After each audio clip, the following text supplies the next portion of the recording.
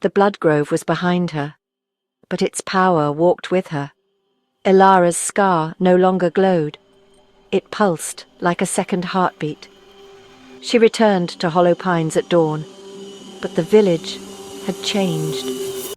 The birds were silent. Children were kept indoors. Even the wind felt watched.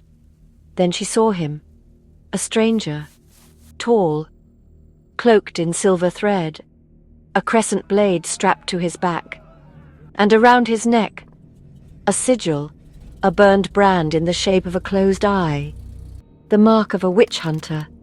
They were supposed to be extinct, buried with the old kingdoms, but this one had returned, not for a witch but for the curse itself. He knows, she thought, not what I've done, but what I might become. The hunter never looked at her directly, but his presence was a blade across her neck, in the tavern, in the market, always near, always listening. One night she followed him, through the forest's edge, past the blackened trees that bore the ashen blight. There he knelt beneath a dying willow and poured something into the earth, ashes from a pyre.